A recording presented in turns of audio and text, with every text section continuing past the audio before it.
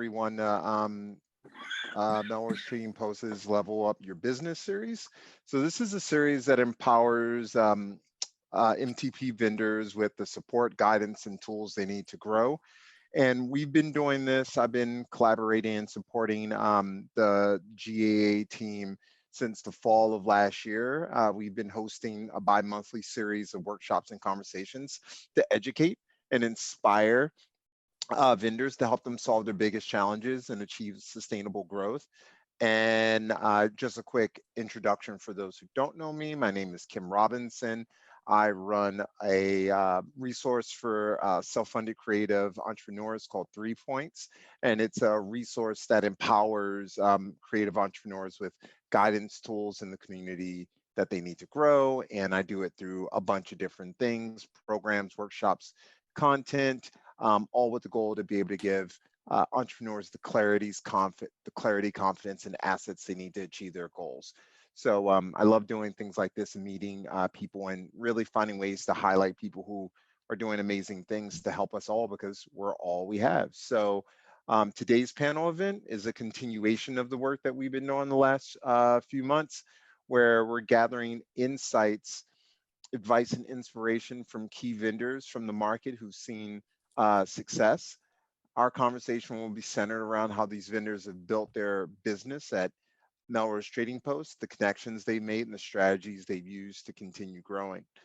And with that, I'd like to introduce our panel. So what we'll do, how we'll do it is I'll call on you, and then it's a few things, your name of your business, describe your business and what inspired you to start it, and how long you've been in business, and how long you've been in Melrose Trading Post. I know those are a few things, so I can rattle them off to you all individually, but I figure you could probably just say it all in the midst of a soliloquy in your introduction as well. So we'll start off with Freddie. Why don't you start and introduce yourself, sir? Hi, my name is Freddie Rojas. I'm an LA-based designer. I make men's and women's clothing. I sell to stores and I sell to Melrose, and I just like making clothes. Beautiful. How long have you been in business? I've been in business for a long time. I had a store on Melrose. I closed it down, and then I started Melrose Trading Post to build up my business again, and it's growing phenomenal. I've been in business for over 15 years. Nice. Congrats. Cool. Nina. Hi, can you hear me okay? Okay, so my name is Nina Walker. I created Nina's Organics based on my own experience with eczema, which I have had since I was a child. Nothing worked, so I started researching in 2015, found something that worked, gave it out to a few other people that had it. It worked. From there, many people in my family were reaching back out to me to make something for them that would create their ailment, resolve their ailments. For example, diabetes, lupus, seizures, ADHD, sickle cell. From there, an alternative to a water pill, something that would help hair grow, something for acne, rosacea. So those are some of the ailments that I've been able to create from not ailments, but the products to resolve those ailments from plants and flowers, and without preservatives. The shelf life for the products is 18 months. I came to Melrose almost 2 years ago, and it has been a very rewarding experience that I look forward to continuing well after my product is in stores. Nice. Congrats on that. Or Thank the you. pending going into stores. Cool. Rihanna.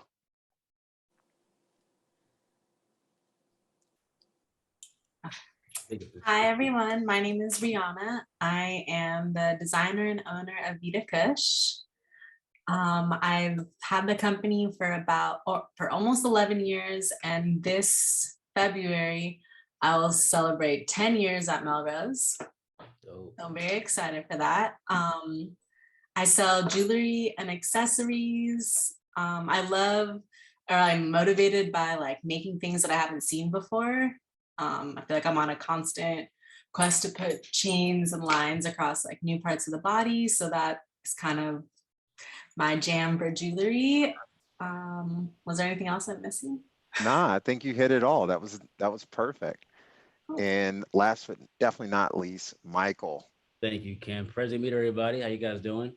I'm Michael G. Simpson, based in Los Angeles as a designer from New Jersey. What made me start my business is mainly because I guess as a kid growing up, I always wanted to have my business. I always felt myself was a creative spirit about me. And I started my business writing a poetry book. I wrote a poetry book 2016 and decided to utilize the Trading Post as like almost a beacon of people. And I see pieces as stories. So I use thrifted pieces to transform pieces into works of art. So it sits on the line between fashion and art. And I've been at the Trading Post for about 6 years. 2016 was my first one, and it's been a long time coming and continue to grow at the Trading Post. So much love to everybody here. Amazing, amazing. So cool. What we're going to do is I'm going to pepper some questions at the panel, and the way we'll go about it is I'll pick one person who can answer that, and if someone else from the panel feels like the question speaks to them or they like want to answer it as well, I think we'll try and get in 2 answers per question. We're not going to be able to get everyone to answer every single question because we definitely want you to be able to provide context, because people here as well as the people are going to be viewing it, we definitely want to be able to give them as much richness as possible, so your answers aren't super short, but of course we have to make it through our time. So I'll work as moderator and keep us going. So to kick it off, I'll start it off then with you, Michael, since we just you just finished. Okay. What was the process of developing your brand? You talked about being a poet and doing a book, but from writing the book to actually creating product, what was the process for you of developing your brand? What did you go through to do it?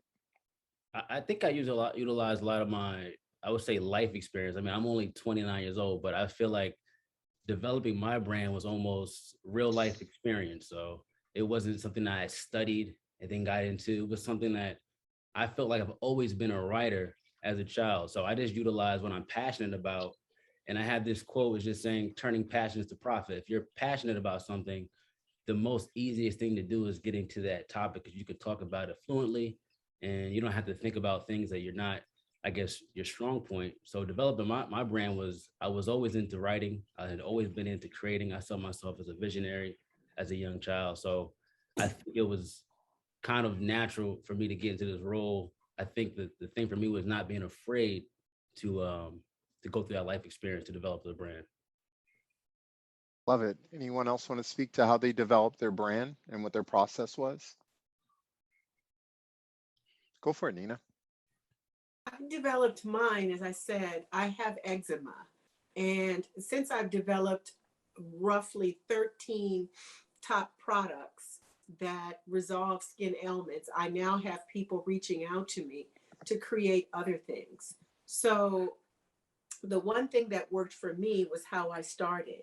I am open to listening to other people and helping them find alternatives to prescription medication, which is basically how I describe what I do. But my creating the brand came out of a need to help others resolve their ailments. That's one of the best ways to start a brand. Always start with a problem, find a lock, and then fashion a key. That's amazing. Let's go to you, Rihanna, for the next one. How do you make your brand stand out from the pack? There's so many jewelry businesses and apparel businesses, accessories that are out there. Anyone can get a Shopify store. How have you been able to define your brand and make it uniquely you, where there's so many different people in the space that's been able to allow you to have success? I think, well, our company motto is no rules. That's definitely what I live by. I like breaking the idea of what you think should be put together.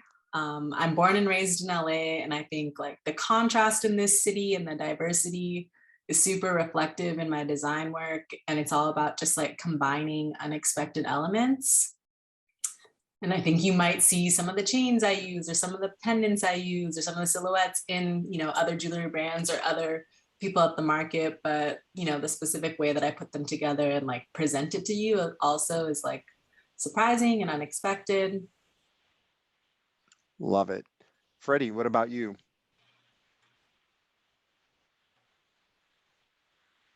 How do I And make I my can, brand stand out? I try to make my brand stand out to be kind of different than everybody else's. I kind of look at the market and see what's kind of missing, what's out there. I kind of listen to my customers, and I always ask them what they're liking and what they're wanting. Um, that's how I kind of make my brand stand out. that is the best way to make your brand stand out. And I'm not going to lecture because other people have heard me lecture a fair amount on here, but one thing I love to drive home to everyone, and Nina said it as well, customer first. The customers are your blueprint to success in terms of being able to create something that you believe in, but that they also believe in, and they're real time feedback. And so much of us just live in silos and don't talk to customers.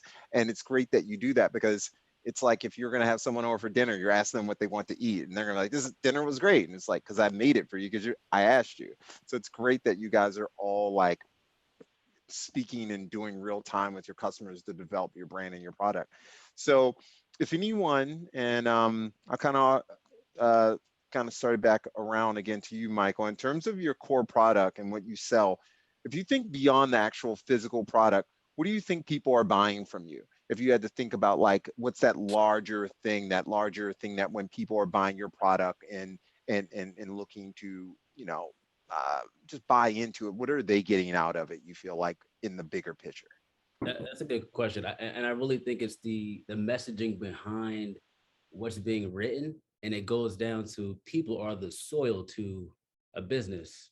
So if I write, I love you, just so simple, no matter where you're from, your experience where you're raised, you can gravitate towards that differently. And that's the beautiful thing about just art and products, is everybody has a different story to this product. And I think that's what really captivates people in continuing to write their own story within the pieces they wear through me. So I think the people will tell you. I just really believe that by just giving their experience. Oh, I felt this when I saw this. I felt I saw this, and you get more out of it from that. Nice. Nina, is there something, because we know and understand that people are trying to solve ailments, like you said, but is there something bigger like relief, or even something like where, because they've been searching for things, that they feel like you hear them and what you're providing to them meets like something that what they see in the market is not providing to them? So it's something greater than the product? Yes, I have quite a few repeat customers there that are seeing results from the products that I make in as short a period as 3 days. That makes my heart skip beats. It encourages me to try to either, uh, I don't want to touch it, augment it, alter it, because if it's working, if it's not broken, there's no need to fix it. But it does encourage me to try to find some other ailments that people are experiencing that I can find some relief for. The new one this week, which I may or may not have, I'll probably have a couple of them, are gummies. People are asking me to make those because they're having a hard time getting sleep. I will not bring them to Melrose without the proper approval, but those are the next thing on my horizon, helping people get to sleep with the aid of plants and flowers and no preservative. Love it, love it, love it. Cool. And then in terms of staying on top of marketing and getting out there and staying through, Freddie, you've been in business for a long time.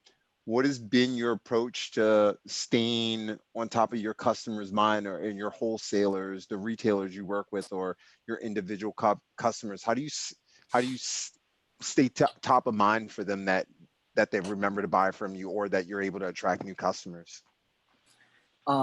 I just do a lot of Instagram postings. I try to like post something new all the time and fresh and what's going on also during the holidays. Like if Valentine's coming up, I'll start working on Valentine's like right beforehand, almost 2 or 3 months ahead of time. And then I just email customers from post things that I've had from customers online. And just by marketing on Instagram and on Facebook, telling them I'm going to be at what event. I always say I'm going on tour at this event or this event to get my customers like, and then it's all about grassroots building to me. So if I go try to build my brand, not just on Melrose and Venice Beach or LA or East LA, it's about building my brand grassroots here in Southern California. That's what I'm kind of marketing myself right now as. Love it, love it. Rihanna, you want to speak to it in I terms of how? relate to so much of what Freddie said, and it's definitely like Instagram has played a huge role in marketing. I think something I'm trying to focus on right now is like connecting people back to the internet from our booth. I think a lot of people come to the market and know Vita Kush from Instagram, but they also, most of them are brand new customers that have never seen it. So sometimes it's like, okay, transactional and easy, but it does really help to take that extra time and be like, here's a sticker from my company, or here's our business card, this is our Instagram, like, let's connect, let's follow up. And I used to kind of stray away from that because I might be like more shy or feel like that was a bit too aggressive, but I feel like that's really helped to like help people come back and be able to reconnect, especially if they're traveling or from out of town. Nice. I'll keep it with you for this next one. What piece of advice were you giving yourself when you first started out? Oh gosh, that's a good one. I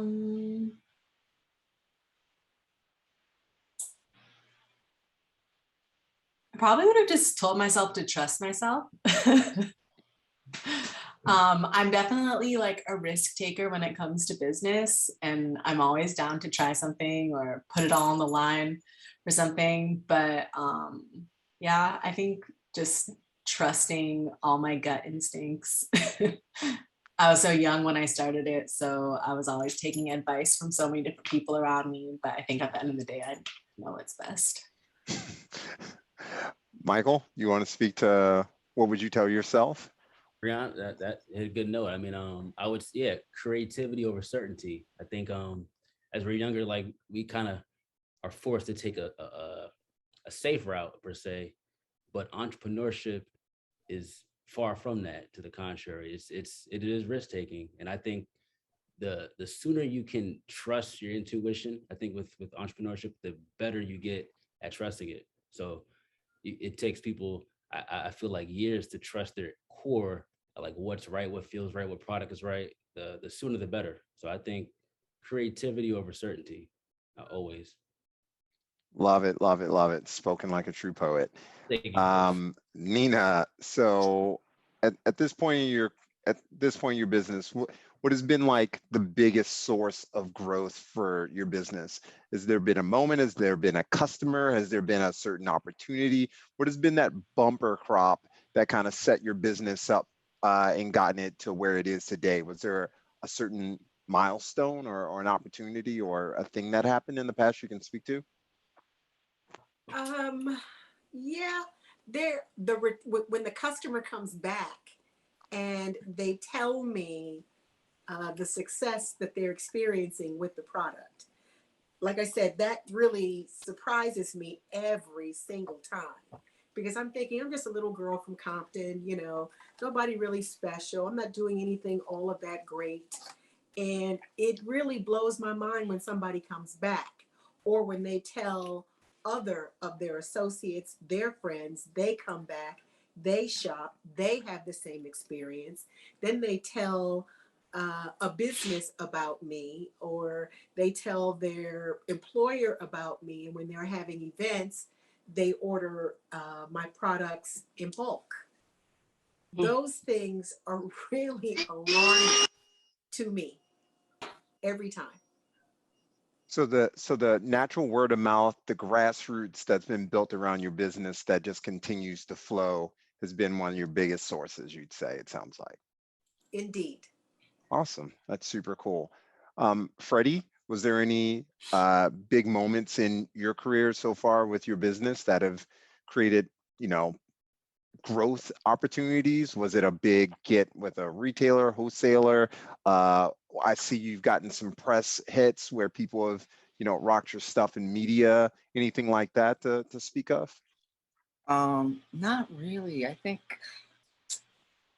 just putting yourself out there and just believing in you and just putting yourself out there as much as you can. I think that's the best thing. I really can't. That's about it on that one. Okay. So is it matter, and when you say that, is it just doing as much possible to like actually put yourself out there and engage with people and tell your story and just get as much at bats? Is that what you mean? Yeah, I kind of do. I try to tell my customers all about me, like in the first 3 seconds, like why is my stuff special? Love it. I also like to engage at the end of my customers and thank you them for supporting me, and please follow me on Instagram, and, giving me my card to follow me to check out my newest stuff every time I post something new. I think that's the most important part, is engaging into your customer. We just kind of knocked out that next question, which was about customers, and you guys have kind of talked about how it's a priority for you to listen and engage with them because it creates value. So this is a big one that a lot of the businesses I work with deal with, and I think we all do. But I will kick it to you, Michael, because you are a busy bee with a lot of things, and I'd love to know, how do you manage your bandwidth and resource challenges that come with being, a self-funded creative entrepreneur? How do you balance all the different hats of, the marketing, the product development, the fulfillment, all the different things? What's your strategy? What's your approach? Taking naps. That's a good question, because I feel like every day is not a battle, because I feel like for me, what helped a lot getting all this shit done, and like, shipping, marketing, Instagram, I'm married, I have a family, this is a lot to just digest. I think for me is putting a routine in place. So I don't just get up and just work. I used to do that and work till like 2 in the morning, and I'd be drained out. And now kind of put a routine in place where, all right, there's like tangible things I need to be successful for the day. For me, that's coffee. It's so simple, but the simple things make me just feel better. Going outside, working out, these things help me maintain business. And I feel like the small things, entrepreneurship, that side isn't really taught, like wellness. Like when you're well, your business does well naturally.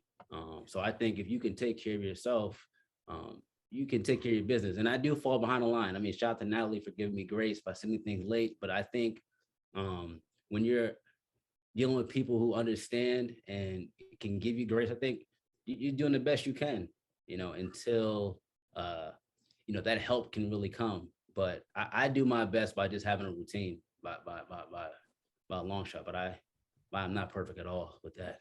I'm still. Yeah, man, we're all a day at a time, man. A day at a time. Rihanna, can you speak to how you balance? You're creative maven. You're designing all these different things, and you're on all these aspects of your business. You're vending.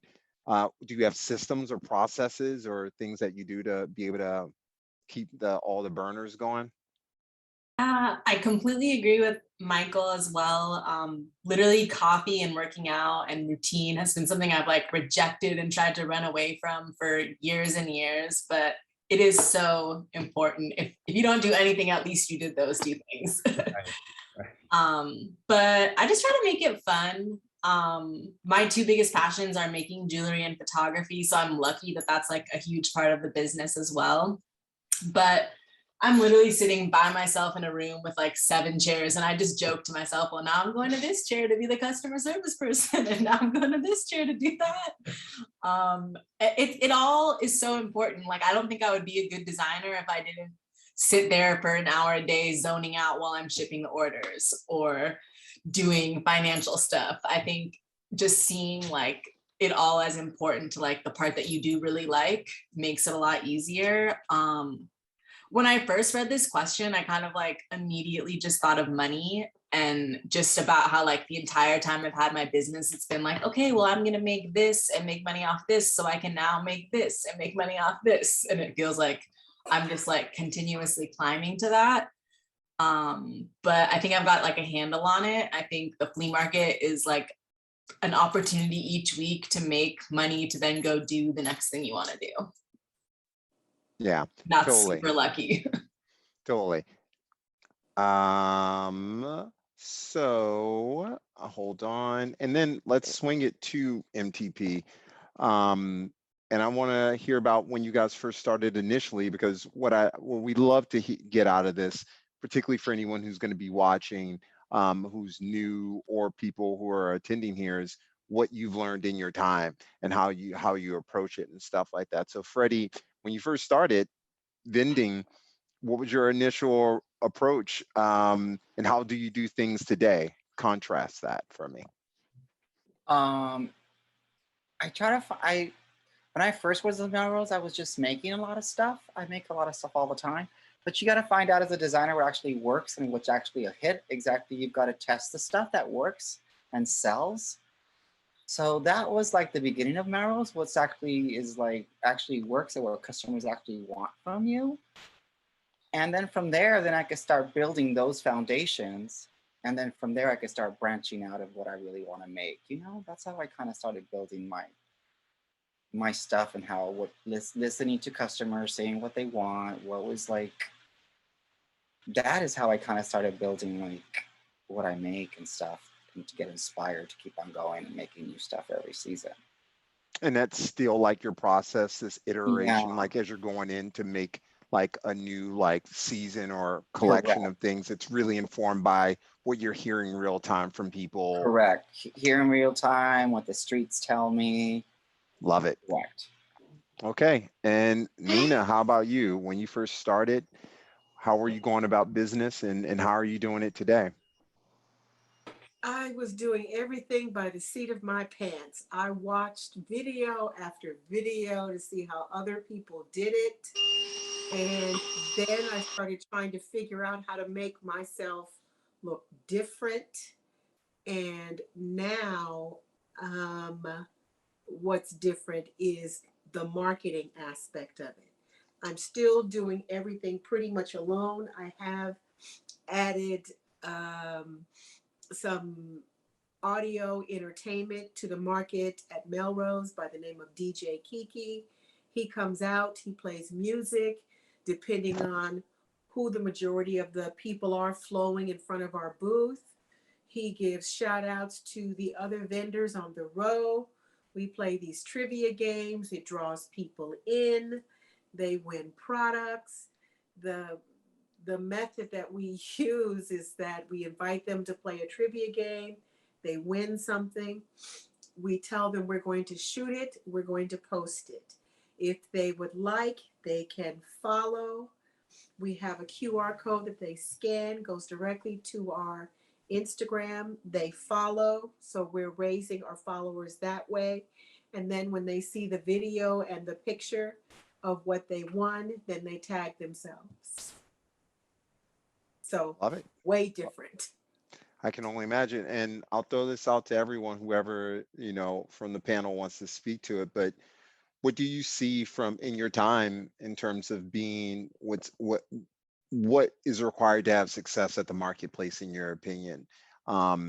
And from what people do and what people don't do and what you've experienced and learned. And I think a key theme that we've already talked to is customers, of course, talking to people, hearing them, and using that real-time feedback to adjust your offering, as well as customer service. But is there anything in terms of vending in general, or even at MTP, that anyone wants to throw out? What do they think are like the key fundamentals to success for them, or what they've seen? I've been thinking about this recently. So everybody on this panel is like, considers themselves more of an artist or a brand, and not like what you would traditionally expect to be at a flea market. And I think for me, I'm a maximalist and kind of like an excessive person in general, but I think somehow making your booth still have that like flea market experience, which I feel like is like people feeling like they're getting a good deal. People feel like they're finding like a hidden treasure. Like they're discovering something that's not mainstream. I think just having that overall as like your driving intention behind it is really helpful. And like, I always have like something new at the flea market to try out that's not online, or like, tons of necklaces where like, most people might only put 10 there. Just kind of giving it that experience, even if I do consider myself maybe like the non-traditional item that you would find at a flea market. Love that. Michael? I want to piggyback off that, because that is true. I think like you can't find this at Zara, you can't find this at Macy's, you can't find that at Nordstrom's. That's always a conversation that comes at the Trading Post. I hear weekly, like, oh man, this is dope. Like, I want to be the only one. I always say it's like one of none. You're not gonna find this anywhere else. To answer your question too about the business side, I remember early on, it was kind of like just going, and this is when the raffles was big. People were like lining up in raffles. And what taught me through the raffles and just like going, trying to get a spot, 10 by 10 spot, was, all right, let me take a step back and get organized as a business owner. Let me get my permit. Let me get my insurance. Let me get things that are going to help me win on the front end, because I've noticed that talking to some entrepreneurs, whatever age they could be, it's like moving around, like you don't have your shit together basically. So it's like, just take a week to get your things together so you can flourish properly, because you just discombobulated. So that was, to me, the next step of business, because there's so many people to meet at the Trading Post weekly who can really put you in position. So if you don't have your shit together on like the back end, they're gonna find out sooner or later, especially when it's time to get paid or it's time to like actually put those pieces together. So I thought that was, like, to me, the next level of taking your business seriously, because you get taken seriously. If you don't have your permit, something so small, people are like, oh, I can just go, but you just look crazy. I don't know how else to say it. It's like, it doesn't look correct. And It's professionalism. That's what it's about. I mean, people expect a certain experience. And what I love about what you're saying and what Rihanna is saying is that she's saying that she's fully buttoned up professional, but she still wants to give this experience of what people expect when they do go to a quote unquote flea market, where they feel like they're finding steals, deals, and it's a little bit more creative. Like you're saying, it's not Zara. So you kind of get the balance of both worlds, where you're dialed, you have your stuff together, people take you seriously, but they still get all the thrills of it kind of feeling like unsanctioned, Right. Absolutely. I want to just put one more thing in it too. I remember early on, 2016, this is when maybe Venmo, Cash App was not existent at this point. It's crazy how all this stuff is new. And I was just taking cash and trying to or PayPal, and people, oh, do you take card? And something that simple, like get a card reader, bruh. Like, what are you doing? I'm talking to myself at this point, get these small things to facilitate customers, because you're giving them a rough experience when you don't have those things. So, especially in a cashless society now, it's like, if you don't take card, you're doing a disservice to yourself, and you may miss money on the table, which does happen sometimes. You're nailing it. And the customer, meaning you, me, everyone, we all have such expectations of things being frictionless in terms of digital journeys. So if someone has to go 3 steps to get information or buy something that they're not super loyal to, they're going to go somewhere else, just because our minds, where our attentions are just blown out, and we have to just go. So it really is in our hands as business people that we have to make it as smooth as possible, and just go out of our way to give the customer what they need, how they need it, when they want it, because that's how you're going to get rewarded, by making people's lives easier. No one buys something because it was difficult. So you're nailing it, man. You're really, really nailing it. Okay, cool. A few more, and then we'll be able to wrap. We're getting through quick. So Nina, because of your story and what you've been able to do in terms of continue to grow your business, what advice would you give to someone else who's a creative entrepreneur whose business is struggling or not doing as well as they like it to be? What have you done for yourself, and what have you seen other people done, and what would you recommend to someone? I recommend that they find their why. That's a book. You nailed it. I'm sorry? That's a book. You nailed it. Yeah. Find your why. Jim. And if you can tune in to that, I don't care how dark, how dismal it looks, how little money you have. If you tune in to your why, nothing else will matter, because no one will be able to tell you that you're on the wrong path. Your why is the root of everything. And it took someone close to me to tell me that, because there were times where I was going out every week, things were bleak, resources were limited, and I just said, maybe I should just shut this down and go back to law. Now, every week I'm getting an offer to go back to practicing law, which I have no desire to do. But every day that I get that invitation to go back into it, I focus on my why. Why did I start doing this? That keeps me grounded. And what I tell other people that I see coming to Melrose with limited to no supplies to make themselves a success during the day, and when they're on either side of me, say one of the regular people aren't there and they're new to marketing, it's their first time ever selling anything, I ask them, why did you start doing this?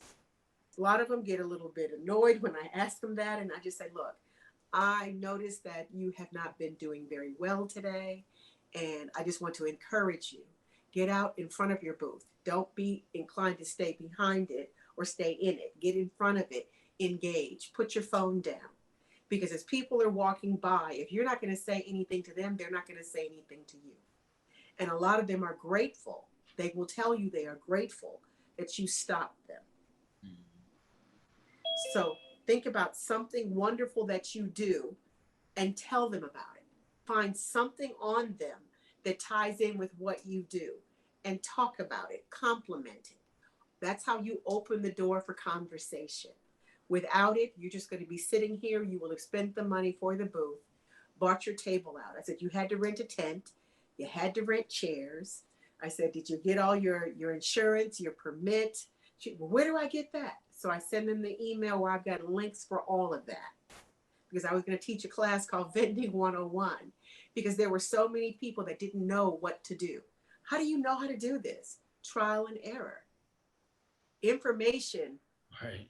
Knowledge is king, but information sometimes is free. But you've got to be open to receive it.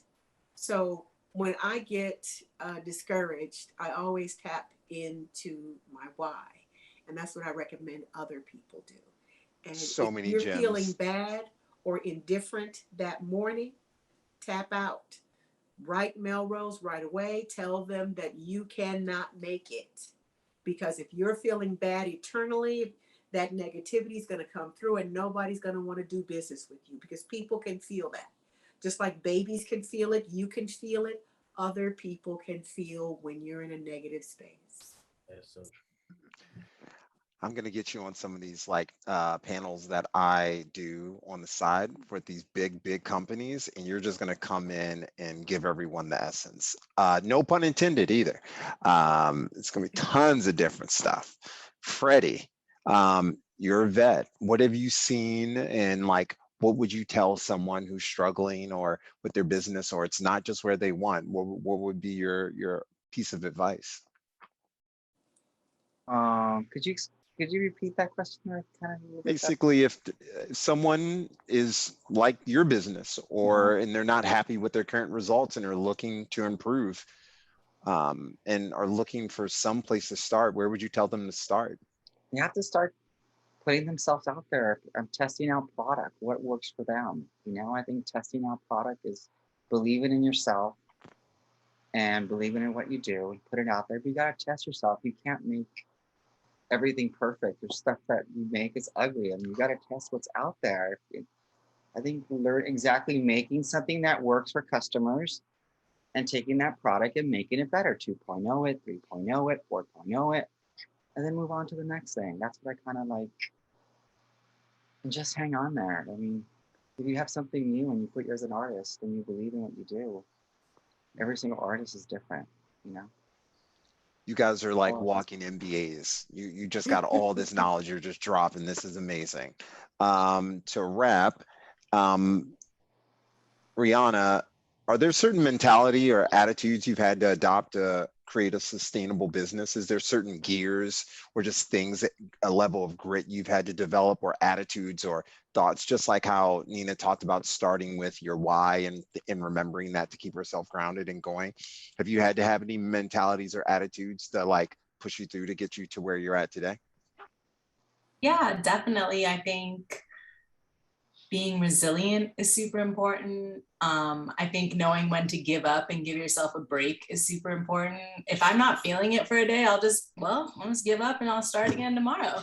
But I think what Nina said was really important too about your attitude while you're at the market, just kind of like relating it back to MTP. I think people don't want to be around a booth where someone's not like happy and exciting. Think about it. It's Sunday. People are coming there with their friends, with their families. I think treating each customer like they're my first customer of the day is important, something that I kind of live by. Asking people's names, getting to know them, trying to remember them, and just being like cheery and positive is super, super important for the flea market.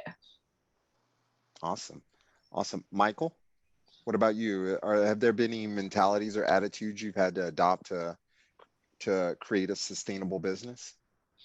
I definitely say the resilience, like Rihanna said. I would even just say simple as just keep going. I mean, to me, everything has value, even though like the lowest days, the high days.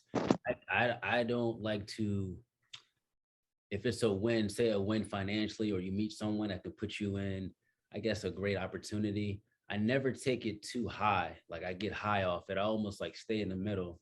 And same thing as failing. I don't look at it as like I failed. This is like, oh, I gotta pivot left. I have to pivot right. I have to just adapt a certain way. There's never really a bad day. And I don't want to sound like super optimistic, but I really feel every day has value, bad, good, and it all equals, to the journey itself. What Nina was saying with your why, I had this thing saying your mission, your purpose, and your calling is the journey. So Awesome. I just feel like we're on a mission, and ain't nothing gonna stop me from being on that mission. So not a bad day, not no doubt. And if there is negative doubt, I just be like this, man, put it to the left, put it to the right, and keep on going.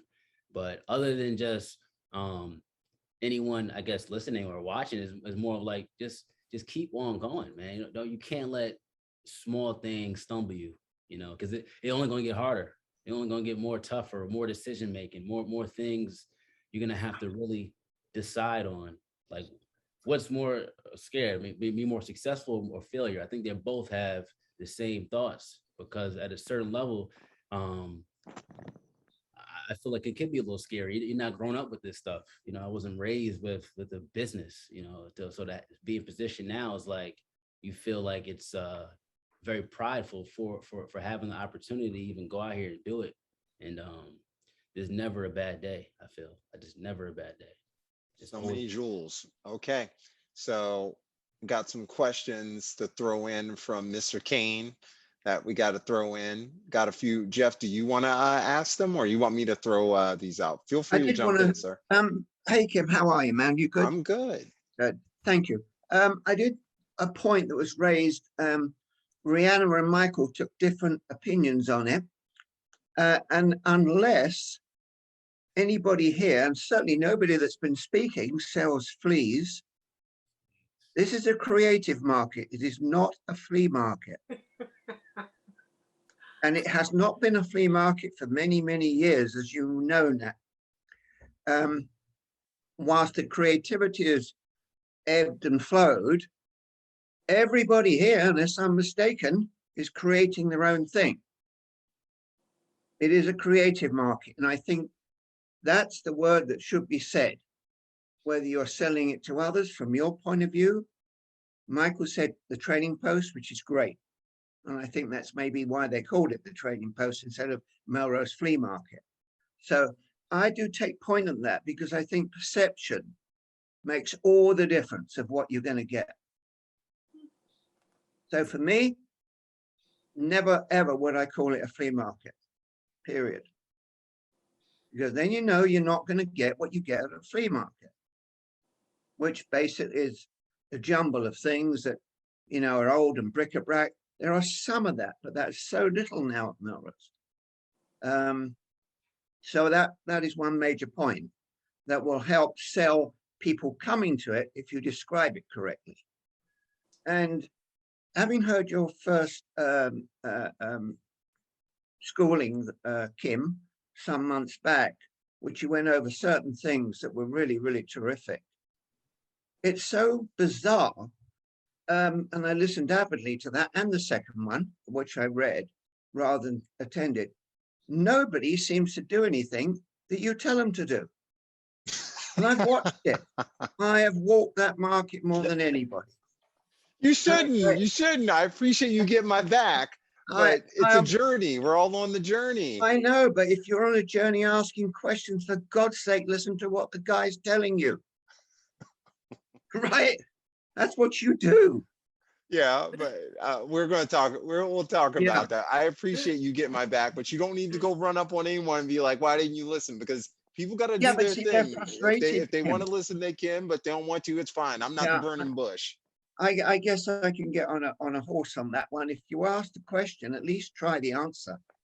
Totally. But your question that you had though, and I think to throw it to the panel, go ahead.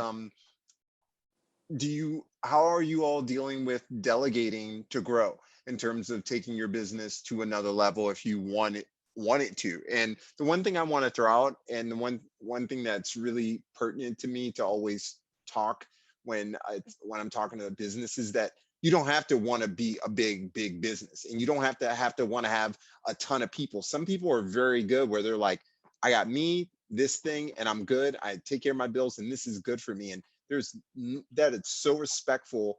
And I think this society tries to make everyone think they have to scale or do more, particularly for artistic businesses where they're like, I am living my life and my dream the way I want it. But I still want to ask that question to everyone, depending on what your goals are and what you want out of your business.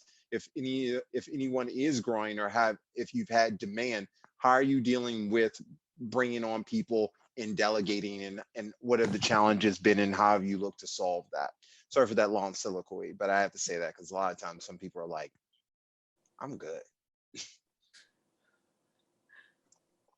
Anyone want to speak to that? I'll start. I will. That was a Jeff question specifically. I will. So, I have been getting large orders from universities, from hair salons, beauty supplies. I have been known to ask some of the vendors that I vend with, some of my friends, to come over and help me finish out these large orders. I have also paid them over the minimum wage to come and help me, and I feed them while they're here helping me. Oh, that's sweet. So we formulate this assembly line where I will blend the product. They'll help with the packaging and the labeling, and then we pack it into boxes. I'm not above that. Yeah, good. Beautiful thing. Anyone else want to take a whack at it in terms of how you're growing and managing delegating? Go for it, Michael. Yeah. And even as social media plays a heavy part, I feel like in the creative business, like everybody here has to have a social media presence, and it's like a on and off button. You have to have it. And as social media became present, I was looking more towards like videographers. To me, videographers and graphic designers and like people who edit videos are literally so valuable. And acquiring someone like that is amazing, because you can just create content by putting your phone up and just time lapsing all day, and they can edit the process. And I started a podcast kind of like after COVID, just because I wanted to have a radio station, basically, our own station where you can just get whatever you want out and just be able to give information out. But while you start new endeavors, you do need help. So I was able to acquire a videographer whom I met years ago, and we bounce off ideas. And I think just bringing someone who well, I'm not good at editing videos to the highest degree, or I would say even like there's other parts where people are better you in this field. So that's never a bad thing though. And you learn from things like that. I feel like just acquiring different type of minds along the business. And it's not to say we have like 5 video guys. We have 1 or 2 guys who consistently do work with us, but like I think less is more sometimes. But without that, I wouldn't be able to do as much as I do, because it's just impossible to fulfill all the work, especially with the design side. And also if I may, for Mike, for you, you do the original designs, but printing comes into it after that. Am I correct? Yeah. So let's say during COVID, I invested a couple machines, a heat press machine. I invested into a Cricut machine, and that's another facet to the designing, just so I can scale. So instead of doing one piece, I can scale multiple items. And that was during COVID. I think the printing is more for just to be able to multiply my hand per se. Yeah, and you could produce more or bring someone else into as needed, right? Absolutely. But still never losing the aspect of each one-on-one piece. I think. Of course, yeah. Dope. Cool. That is it. Thank you everyone for the time. Really appreciate it. Natalie, back to you. Yeah, thank you so much, Kim. Thank you, Michael, Rihanna, Freddie, Nina, and everyone who stayed for the conversation. This is so awesome. I learned a little more about everyone too, which is really great. And we have someone just joining right now. So I really appreciate that you all participated. We will definitely get this up on our YouTube channel pretty soon. And so you'll be able to share the video with whoever you'd like to afterwards, and we'll keep it up, on our website as well. So thank you so much, everyone, for participating. And it's great to see you all, and we'll see you on Sunday.